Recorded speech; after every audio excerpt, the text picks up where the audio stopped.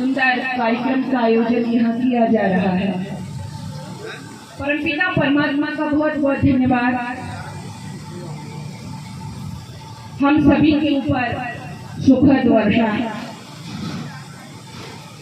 विद्वानों के शब्दों द्वारा, और शब्द नहीं वो कहें तो हम वेद शास्त्र रूपी जो सागर है उसमें से गहर गए जो मोती निकाले जाते हैं विद्वानों के द्वारा, वो आप तक वो यहाँ पहुँचाते हैं चंद मिनटों में, चंद घंटों में। तो ये सुनने और सुनाने का सौभाग्य हर को नहीं मिला करता है।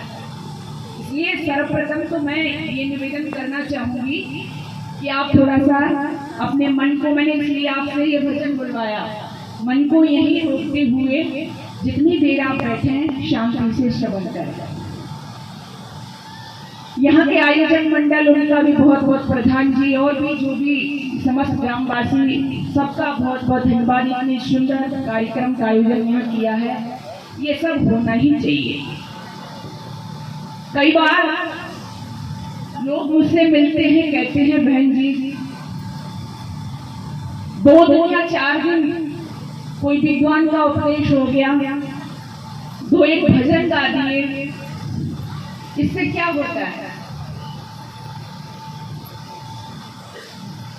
तो मुझे ऐसे लोगों का, और अगर आपके मन में भी ये विचार हो तो आपने शास्त्रों का नाम तो सुना होगा, मैं बहुत गहरी बात नहीं कर रही।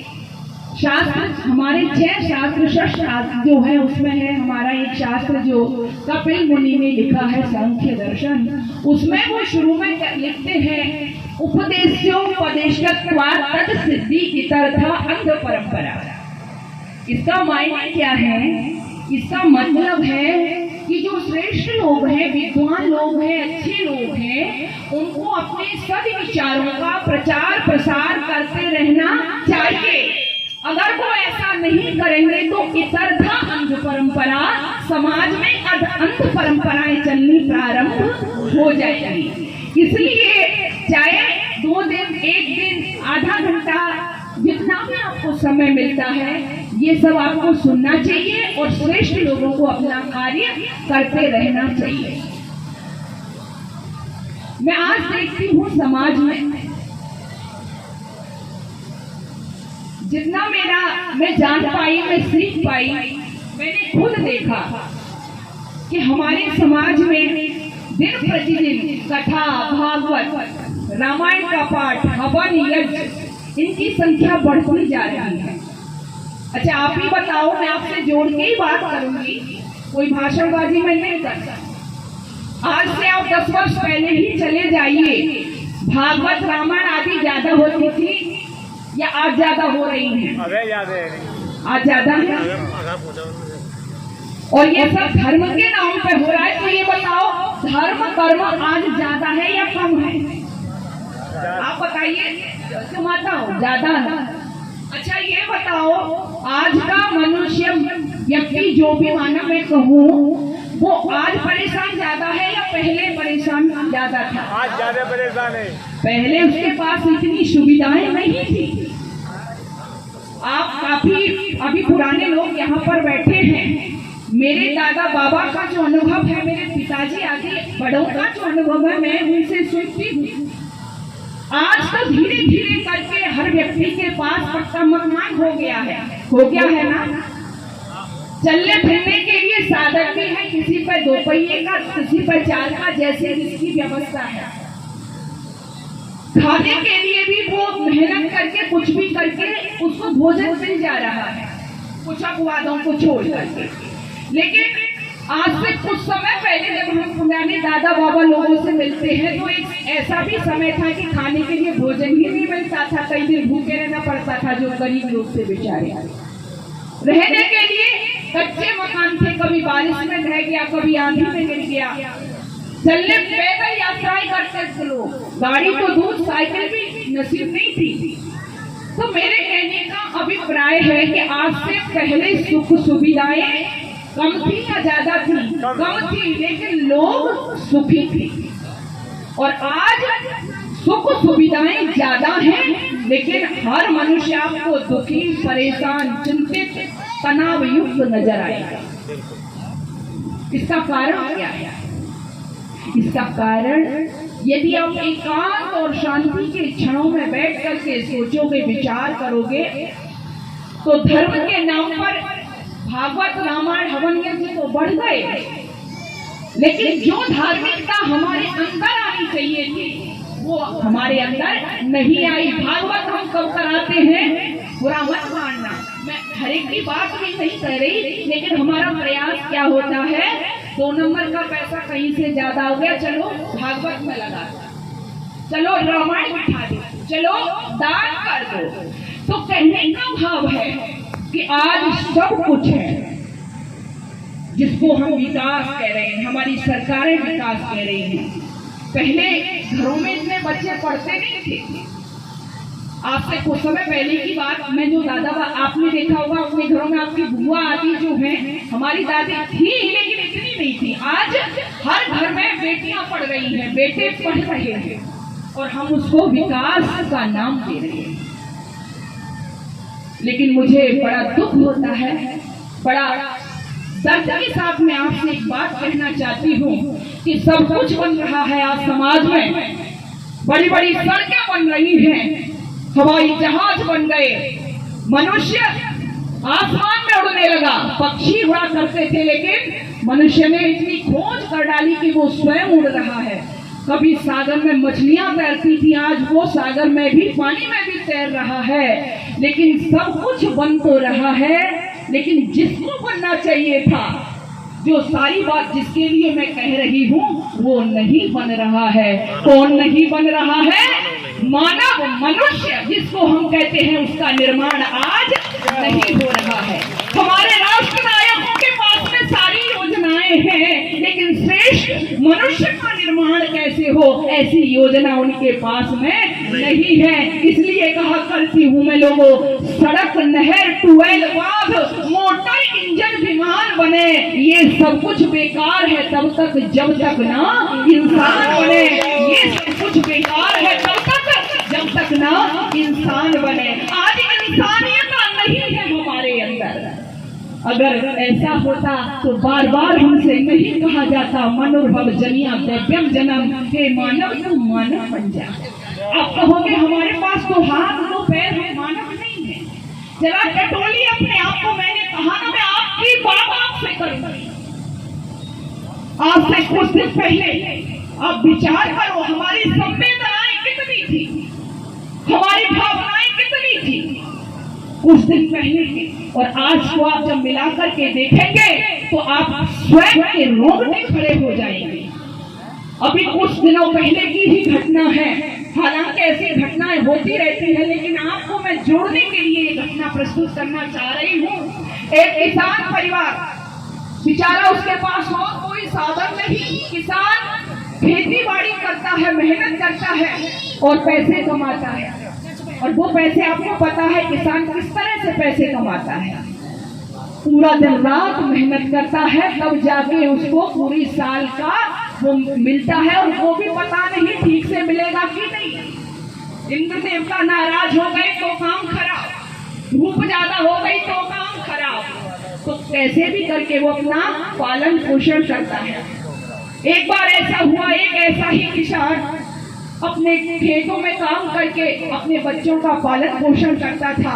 अचानक से घरवाली बीमार हो गई, रोजाना खेतीबाड़ी का काम करता था, छोड़ भी नहीं सकता, पत्नी को दवा दे करके चला गया। लेकिन पत्नी धीरे धीरे काफी दिन उसको हो गए, और एक दिन ऐसा आ गया कि उस दवा देने के बावजूद भी उस दवा का उस पर कोई प्रभाव नहीं पड़ा।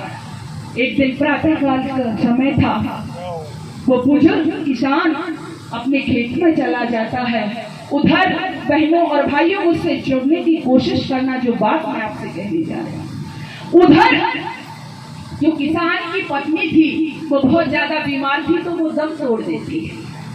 जब वो दम तोड़ देती है, बूढ़ा किसान आता है, उसको लगता है आकर के कि अभी तो इसमें सांसें हैं, देखता है कि नहीं अभी नहीं, इसको कुछ नहीं हुआ है, तो वो जल्दी से जाता है। उसके पास इतनी व्यवस्था नहीं थी कि जल्दी से अपनी पत्नी को गाड़ी में ले जाता। मैंने कहा ना कि आज से कुछ दिन पहले बड़ा मुश्किल था। वो दौड़ करके जाता है, पास में ही एक डॉक्टर था, थोड़ी सी दूरी पर कस्बा था, वहां से डॉक्टर के पास जाकर के कहता है, डॉक्टर साहब जल्दी से चलिए। डॉक्टर ने अभी अभी अपना क्लिनिक खोला है, अपनी दुकान खोली है। उस बाबा को देखता है, किसानों की वेशभूषा तो आप जानते ही हो क्या होती है, फटी सी, मैली सी, कुचैली सी, एक उसमें धोती लपेट रखी थी, बड़े गंदे से वस्त्र थे उस बाबा के बूढ़े के, हाथ जोड़ करके खड़ा है। एक बार तो डॉक्टर देखता रह गया, बोला चलो मेरे साथ, मेरी पत्नी बहुत ज्यादा बीमार है और मुझे लग रहा है आप उसको बचा सकते हैं। लेकिन सज्जनों, डॉक्टर ने देखा, पहले तो देख करके कहा मैं नहीं जा सकता क्योंकि मेरे पेशेंट आएंगे। लेकिन बाबा पैरों में गिर करके जब अनुनय विनय करने लगा तो डॉक्टर कहता है कि चलो आप कह रहे हो तो मैं चल सकता हूँ, लेकिन ध्यान रखना क्योंकि मैं अपना क्लिनिक छोड़ करके जा रहा हूँ, तुम्हारे साथ तो मैं चलूंगा, लेकिन जो मेरी फीस होगी 500 रुपए वो आपको देनी होगी। आज से कुछ साल पुरानी ये घटना मैं आपको बता रही हूँ। उस समय बाबा के पास 500 रुपए भी नहीं थे, लेकिन उसने सोचा ही नहीं, बोले चलो डॉक्टर साहब जैसा आप जो कहोगे। डॉक्टर को लिया, पास में रिक्शे वाला खड़ा था, रिक्शे में डॉक्टर को बुलाया और उसको लेकर के बाबा चल पड़ा अपने घर की तरफ। लेकिन जैसे ही घर की तरफ बढ़ रहा है और अभी घर में पहुंचा रही है, पहुंचने वाला ही है, तो क्या देख रहा है कि रोने चिल्लाने की आवाजें आ रही हैं। मोहल्ले के सारे लोग इकट्ठा खड़े थे उस घर के सामने।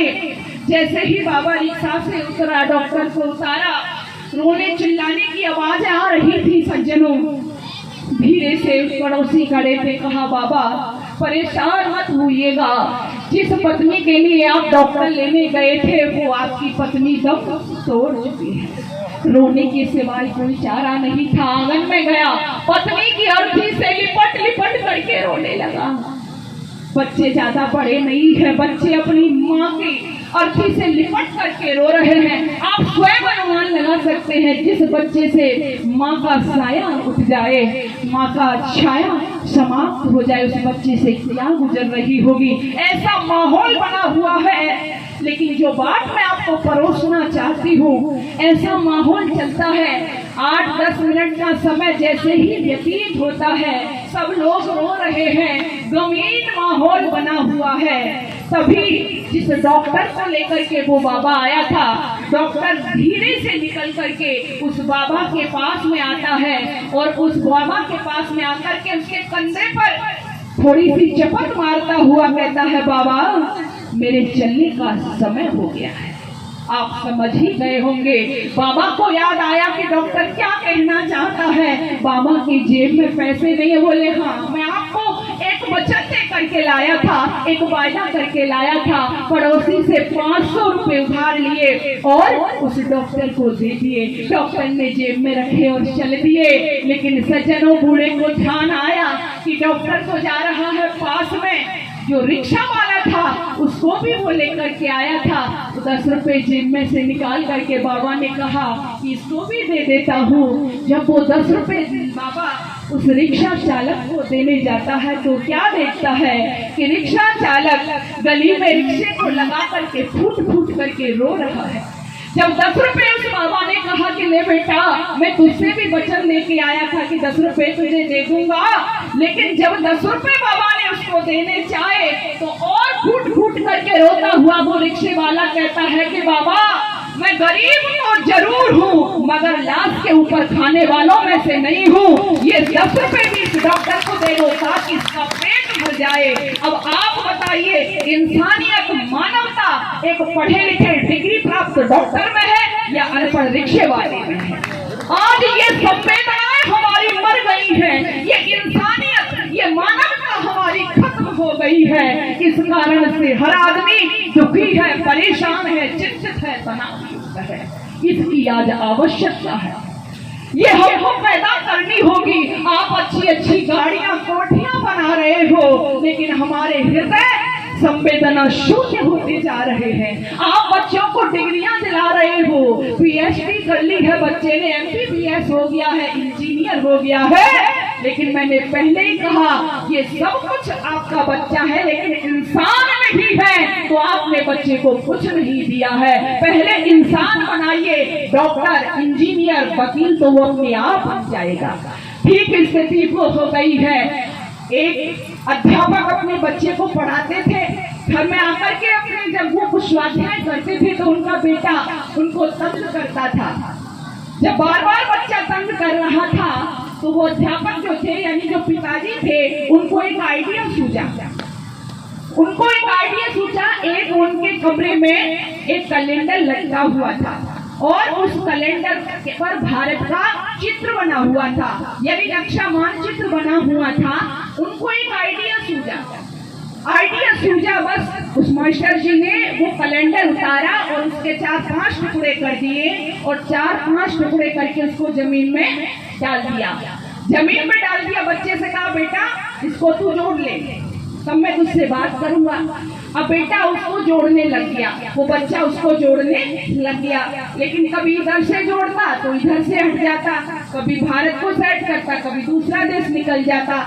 जो नक्शा था वो जुड़ने में ही नहीं आ रहा था। लेकिन हवा का झोंका आया, अचानक से उसको टुकड़ा था उसमें से एक उल्टा हो गया।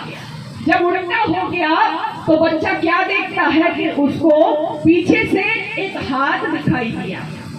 जब हाथ दिखाई दिया तो बच्चे ने उस हाथ को जोड़ना शुरू किया। फिर पलट के देखा तो उसको दूसरा हाथ दिखाई दिया, दूसरा जोड़ना शुरू कर दिया। फिर पलटा तो उसको पैर दिखाई दिए। यानी पीछे जो चित्र बना था वो एक आदमी का, मनुष्य का चित्र था। बस वो बच्चा धीरे धीरे वो टुकड़ों को पलटता चला गया और जैसे ही पलटता चला गया तो धीरे धीरे एक सुंदर से मनुष्य का चित्र बन गया और उधर जो पिताजी ने कहा था उधर मानचित्र भी बन गया। तो ठीक यही स्थिति हमारी भी है। हम सब कुछ बनना चाह रहे हैं लेकिन मनुष्य में ही, लेकिन जिस तरह से मनुष्य उस बच्चे ने बना दिया तो मानचित्र भी बन गया। ठीक यदि आपने भी मनुष्य पैदा कर दिए, मनुष्यता अपने बच्चों में डाल दी तो सारी समस्याओं का समाधान हो जाएगा। और मैं एक बात आपसे और कहना चाहती हूँ। आप कह रहे होंगे आपने ये तो बता दिया कि मनुष्यता होनी चाहिए, संवेदनाएं खत्म हो गई है, लेकिन कोई समस्या होती है उसका समाधान भी होता है, उसका समाधान भी होता है बहनों। तो समाधान क्या होगा, इसका समाधान क्या है, क्या हम कर सकते हैं और कौन करेगा देवियों? इसका समाधान हमारे ही पास है। हमारे ऋषि महर्षियों ने बहुत सुंदर व्यवस्था दी। उन्होंने कहा कि यदि बच्चे का निर्माण करना चाहते हो, मनुष्य बनाना चाहते हो, मनुष्यता उसमें डालना चाहते हो, तो ये काम कौन करेगा? बहुत लंबा चौड़ा काम नहीं, कहा 3 लोग। हाँ, कौन से 3 लोग? सबसे पहला माँ, मातृमान, पितृमान, आचार्यमान पुरुषों। बहुत सुंदर बात कही। मनुष्य को मनुष्य कौन बनाएगा? सबसे पहली पाठशाला किसकी है बहनों? माँ की। माँ बनाती थी बच्चे को, माँ निर्माण करती थी बच्चों का। आप उदाहरण देख सकते हैं मेरी बहनों, यहाँ पर उन्हीं के गीत गाए जाते हैं जिन माताओं ने अपने बच्चों का निर्माण कर दिया। बहुत सुंदर सुंदर उदाहरण हमारे सामने है मेरी देश की देवियों। अपने बच्चों को जो चाहा, जिस तरह से चाहा, इस देश की माताओं ने बना दिया। आप कहेंगी मैं बहुत ज्यादा पुराने उदाहरण आपको नहीं दे रही। राम को कौन नहीं जानता है? जानती हो ना राम को? कृष्ण को कौन नहीं जानता है? जानती हो ना? हनुमान को कौन नहीं जानता है? शिवाजी को कौन नहीं जानता है? लेकिन इसको बनाने वाली, इनको पैदा करने वाली, इनको संस्कारित करने वाली इनकी माताएं थी। इनकी माताओं के त्याग को देखिए, उन्होंने बना करके तैयार किया था अपने बच्चों को। जो चाहती थी वो बनाती थी, लोरियों के द्वारा बनाती थी, उत्तम उत्तम शिक्षाओं के द्वारा बनाती थी। लेकिन माताओं का जीवन तपस्या युक्त होना चाहिए मेरी बहनों, बुरा मत मानना। आज जो मैं देखती हूँ है और हमारे यहाँ पर बहुत सारे उदाहरण है देवियों। तो सबसे पहले, क्योंकि आप हम माँ हैं, स्त्री का सबसे पहला माँ का स्वरूप है, तो हमें वो अपनी जिम्मेदारी समझनी होगी। और वो जिम्मेदारी कैसे शुरू हो जाती है? जब आपके घर में बच्चा होता है, माँ जैसा खाती है, माँ जैसा देखती है, माँ जैसा व्यवहार आचरण करती है, वैसा ही उसके बच्चे पर उसका प्रभाव बोलो पड़ता है। बच्चा गर्भ में है, सुंदर सुंदर मेवा मिष्ठान आप खाती हो, बच्चे का शरीर वैसा ही बनेगा। बच्चा बाहर आया, सुंदर सुंदर उनको लोरियां देती हो, बच्चा वैसा ही सीखेगा, क्यों है ना?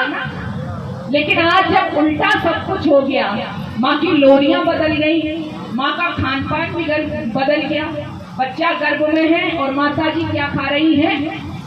आप ही बताओ। आजकल की जो नई नई बहनें हैं, आप उनको देखिए, बच्चा गर्भ में है और माताओं के गोलगप्पे चल रहे हैं। बच्चा गर्भ में है, माता जी फास्ट फूड खा रही हैं। ये हंसने की बात नहीं, आप जरा गहराई से विचार करो। मैंने कहा ना, आप जो खाओगी बच्चे को उसका रस मिलेगा। बच्चा गोदी में है, माता जी पिक्चर देख रही है। इसलिए आपने देखा होगा, आजकल के बच्चे पैदा होते ही मोबाइल, उनको न मम्मी चाहिए न पिताजी चाहिए, कोई नहीं चाहिए, बस मोबाइल देखे और बस वो मोबाइल में। मुझे आश्चर्य होता है, इस देश का क्या होगा? हमारे संस्कार कहाँ गए? संस्कार यहाँ पर 16 संस्कारों का विधान था देवियों, और 3 संस्कार तो जब बच्चा गर्भ में रहता था तभी कर दिए जाते थे। संस्कारों का मतलब होता था कि बच्चे को ऐसी शिक्षाएं देकर के, ऐसे वेद मंत्रों के द्वारा उसको घेर दिया जाता था कि उस पर बुरी शिक्षाओं का, कुशिक्षाओं का कोई प्रभाव न पड़े। इसलिए समय समय पर बच्चा बड़ा हो जाता था तो उसके संस्कारों की व्यवस्था थी। लेकिन आज उल्टा हो गया, आज हमारे पास समय नहीं है उनको संस्कार लेने का, आज हमारे पास कोई व्यवस्था नहीं। बस बच्चा पैदा हो गया, माताजी लगी हुई है अपनी साज सजावट में। देवियों, यहाँ की देवियों का त्याग बहुत बड़ा था, तब वो बच्ची थी संतान। मैं इसलिए आपसे कह रही हूँ कि पहली पाठशाला आपकी ही है। आज हमारे यहाँ पर, मैंने कहा ना, हम अपने आप को बहुत शिक्षित समझ रहे हैं, हम अपनी बहुत प्रोग्रेस मान रहे हैं, लेकिन प्रोग्रेस हमारी ये हो गई है सज्जनों, बच्चा अभी छोटा है। मैंने कहा ना, मैं बहुत ज्यादा पुराने उदाहरण आपको नहीं दूंगी, आप जानते हो माताओं ने यहाँ पर निर्माण किया, लेकिन नए में हम क्या कर रहे हैं? बच्चा छोटा होता है, 1 वर्ष का हुआ, उसके बाद हम क्या करते हैं कि आज हमारा बेटा बेटी 1 साल का हो गया, क्या करती है देवियों? जन्मदिन मनाते हैं, है ना? आप सभी से सभी मनाते हैं ना, बच्चों के जन्मदिन मनाते हैं, जन्म दिवस है आज मेरे बेटे का। कई बार मैं पूछती हूँ और मैं देखती हूँ कि भाई क्या करने वाले हो, जन्म दिवस है। बस वही बेटी, बड़ा प्यारा बच्चा है हमारा, बड़ी प्यारी बेटी है हमारी, केक आएगा। अच्छा, आज से कुछ दिन पहले बच्चों के जन्म दिवस मनाते थे तो क्या केक ही आया करते थे? नहीं था, लेकिन केक आएगा। उसके बाद में क्या होगा? मोमबत्तियां जलाते हैं। जितने साल का बच्चा हो मोमबत्तियां जलाएंगे, एक छुरी लेकर के आएंगे। बाहर पश्चिमी सभ्यता की नकल करने वाले भारतीयों, आश्चर्य होता है मुझे आपको देख करके। देखिए, जितने साल का बच्चा मोमबत्तियां जला करके और फिर 1 घंटे में बच्चे से कहते हैं कि वो बुझा दे। आप यहाँ पर बैठे हो, आप खुद मुझे बताइए कि दीपक जलाने का शगुन होता है या बुझाने का? जलाने का। बताइए, आप बताइए देवियों, जलाने का। फिर आप अपने बच्चों से मोमबत्तियां क्यों बुझवाते हो और बेशर्मों की तरह तालियां पीटते हो और बच्चे का जन्मदिन मनाते हो, उसको छुरी दे देते हो, कहते हो बेटा ये इसको काट, इसका जन्मदिन बन रहा है। लेकिन ध्यान रखना, आज तो आपके बच्चा केक काट रहा है, उससे केक कटवा रहे हो, लेकिन कल वही बच्चा आपका गला काटेगा, आपकी जेब काटेगा। क्यों? क्योंकि काटने के संस्कार आपने उसको दे दिए। बच्चा अपने आप नहीं सीखता, उसको हम सिखाते हैं, और ये सब हम पश्चिमी सभ्यता के अंधानुकरण में पड़े जा रहे हैं।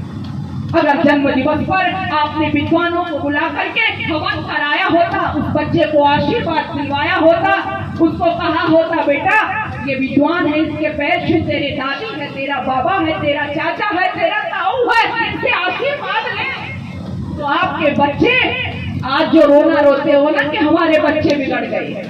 मैं जहां भी जाती हूँ बहन जी, आप मिशन चलाती हैं, हाँ बच्चे बिगड़ गए, बच्चे कहना नहीं मानते। मुझे आश्चर्य होता है और दुख भी होता है। मैं हृदय की वेदना आपका भाषण नहीं कर रही हूँ देवियों, लेकिन जो मुझे दुख है वो आपसे कहना चाहती हूँ। हम अपने बच्चे को नहीं बना पाए, हम अपने बच्चे को नहीं सुधार पाए, लेकिन देवियों वो बनते थे बच्चे। एक बात आपसे कह करके चल रही हूँ, आप शिवाजी का नाम जानती होंगी, कहाँ उठते थे मुरली जिससे, लेकिन एक दिवस की बात है, जीजाबाई बैठी हुई है, शिवाजी बैठे हुए हैं, कहते हैं माताजी आज आपका जन्मदिन है, मुझे पता चला है। बोली हाँ जन्मदिन तो है बेटा, कि माँ मैं आपको एक गिफ्ट देना चाहती हूँ, और आप बताओ क्या गिफ्ट लोगी आप, मैं वही गिफ्ट आपको दूंगा। तो शिवाजी की माँ कहती है बेटा नहीं मुझे कोई गिफ्ट नहीं चाहिए। तो शिवाजी पीछे पड़ गए कि नहीं माँ मैं गिफ्ट देना चाहता हूँ। मेरे और शायद आप जैसी कोई बहन होती तो कह देती बेटा एक सुंदर सी साड़ी दे दे, तेरी चाची के पास बहुत सुंदर साड़ी है, 5,000 रुपए की बता रही थी। कहती नहीं सुंदर सा झुमका मंगा दे, पड़ोसन के पास बड़े सुंदर झुमके हैं, है ना देवियों, मैं अपनी भी बात कर रही हूँ। लेकिन वाह हरी धन्य है वो जीजाबाई, कहा नहीं बेटा मुझे कोई गिफ्ट नहीं चाहिए। शिवाजी कहते ना माँ मैं तुमको उपहार आज दूंगा। अच्छा था, माँ ने कहा मौका है, समय है। माँ ने फिर कहा नहीं बेटा मैं नहीं कुछ लेना चाहती। नहीं माँ मैं तुम्हें आज उपहार दूंगा। माँ ने कहा ठीक समय है आज, और बस अपने बेटे से कहा बेटा मैं जो मांगूंगी तू वो देगा। माँ कहती है, बेटा कहता है बिल्कुल माँ तुम जो मांगोगी। कैसी बात कर दी तुमने। बेटे का हाथ पकड़ा, हाथ पकड़ के छत पर ले गई, और छत पर सामने जो किला एक दिख रहा था शिवगढ़ का, जिसके ऊपर मुगलानी ध्वज लह रहा था, उसको दिखाते हुए माँ कहती है बेटा यदि तू मुझे उपहार देना चाहता है तो देख सामने ये जो मुगलों का ध्वज लहरा रहा है, इसकी जगह में आर्य ध्वज, ओम ध्वज, हिंदू ध्वज लहराता हुआ देखना चाहती हूँ। उपहार देना चाहता है तो मुझे ये उपहार दे। हम और आप जानते हैं किस तरह से शिवाजी ने अपनी माँ को वो उपहार दिया। मेरे कहने का अभिप्राय है देवियों, माँ जो चाहती है वैसी अपनी संतान का निर्माण कर देती है। ये सारी जिम्मेदारी माँ के हाथ में होती है। आज हम दूसरी ओर जाएं, हमारी जिम्मेदारी जहाँ बच्चे बिगड़ गए वहाँ हमारी बेटियां, मैं क्या कहूँ इस देश की बहन और बेटियों के लिए। आज जो हमारे घर थे, जब बहन और बेटियों का विवाह किया जाता था, वहाँ से जब डोली उठती थी देवियों, तो क्या कहा जाता था, बेटी पिता के घर से तेरी डोली उठ रही है और अब ससुर के घर से तेरी अर्थी उठनी चाहिए। आज ऐसा ही हो रहा है क्या? माता जी हाथ हिला रही है। आपको भी पता है, हमें भी पता है, और मुझे आश्चर्य होता है देवियों, हमारे पास निमंत्रण पत्र आते हैं और कोई निमंत्रण पत्र तो मेरी टेबल से हटावे नहीं है, तब तक समाचार आ जाता है कि डिवोर्स हो गया, तलाक हो गया। बड़ा आश्चर्य होता है हमारी संस्कृति कहाँ चली गई, जो एक जन्म नहीं, 2 जन्म नहीं, 3 जन्म नहीं, 4 जन्म नहीं, बल्कि 7 जन्मों तक संग रहने की कसमें खाई जाती थी, अग्नि को साक्षी मान करके शपथ ली जाती थी। ऐसा पति पत्नी का रिश्ता होता था, आज वो भी टूट रहा है। कभी विचार किया है ऐसा क्यों? वही कि हमने संस्कारित संतानें समाज को नहीं, हमने अपने बेटे और बेटियों को संस्कार नहीं दिए। आइए आपको भजन अच्छे लगते हैं, इसलिए मुझे एक भजन भी याद आ रहा है। ये जिम्मेदारी भी माताओं की थी, अभी मैं माताओं की बात कर रही हूँ, ये जिम्मेदारी माँ की थी। बेटी को पढ़ाती लिखाती थी, इसका मतलब ये नहीं था कि बेटी तुझे बस घर छोड़ना है। कहती थी बेटी पढ़ा लिखा करके शिक्षित किया है तुझे, लेकिन वो गुणवती भी बनाती थी। पत्नी को क्या क्या गुण होनी चाहिए, किस तरह से पति की सेवा करनी चाहिए, ससुराल में किस तरह से रहना चाहिए, सास के प्रति ससुर के प्रति तेरा क्या कर्तव्य है, ये सब उसको सिखाती थी। और एक दिन ऐसा आता था कि वो विदाई का समय भी आ जाता था। बेटी माँ के पास में है, पिता के साथ में है, बड़ी हो गई और विदाई का समय भी आ गया। तो जब विदाई का समय बड़ा भावुक कर देने वाला होता है देवियों, लेकिन एक आर्य माँ, श्रेष्ठ माँ कैसे होता है निर्माण संतानों का। बेटी को विदा कर रही है, बड़ा भावुक दृश्य है। और वो दृश्य जिन लोगों ने अविद्या शाकुंतलम नाम का नाटक पढ़ा होगा, संस्कृत का कालिदास का नाटक है, उसके चतुर्थ अध्याय में कालिदास जी जहाँ पर शकुंतला की विदाई का वर्णन करते हैं, वहाँ पर कर्ण को जब आप पढ़ोगे तो आप रोए बिना नहीं रह सकते। जब शकुंतला विदा होगी, कर्ण स्त्री ऐसा सोच रहे हैं, या सत्य शकुंतलेति हृदय संस्पृष्टया, आज शकुंतला विदा होगी, अभी हुई नहीं है, होगी, ऐसा सोच करके मेरा हृदय भावुक हो गया है, गला रुक गया है, आंखों में आंसू है। जब मुझे वनवासी की ऐसी दशा है, तो जो सामान्य दृष्टि लोग अपनी बेटियों को विदा करते होंगे, उनकी क्या दशा होगी। ये अभिज्ञान शाकुंतलम के चतुर्थ में बताया गया है। तो ऐसा ही वो दृश्य होता है बहनों। लेकिन एक आर्य माँ बेटी को विदा तो कर रही है, रो रही है, लेकिन कह रही है बेटी कोई ऐसा काम नहीं करना जिससे तेरे बाप के कुल की, पिता के कुल की बदनामी हो। देखिए ऐसे बनते हैं परिवार, ध्यान देना, ऐसे बनते हैं घर स्वर्ग, ऐसे होती है संस्कारों का निर्माण, संतानों का निर्माण। कहती थी बेटी तू जा तो रही है, लेकिन तेरे पिता की पगड़ी की इज्जत, इस परिवार की इज्जत तेरे हाथ में है। अब तेरे पास एक कुल की नहीं बल्कि दो दो कुलों की क्या है बेटी, जिम्मेदारी है, लाभ है कि दो कुलों की। माता जी आज भी विदा करती हैं, मैरिज होम से विदा कर देती है ना। अब तो सारा खेल ही गड़बड़ हो गया। मैरिज होम से बेटी को विदा किया और पीछे से कहा, बेटी भी मुस्कुरा के डोली में बैठ गई। माँ ने पीछे से कहा बेटी सारा दान दहेज दिया है, जो मांगा था वो दिया है, कोई कसर नहीं छोड़ी है। कोई तुझसे एक कह देना, एक तो कितनी कहना, चार कहना, पीछे मत रहना, कोई कसर नहीं छोड़ी है दहेज देने में। तो इस तरह की शिक्षा से क्या होगा बहनों, क्या होगा आप बताओ।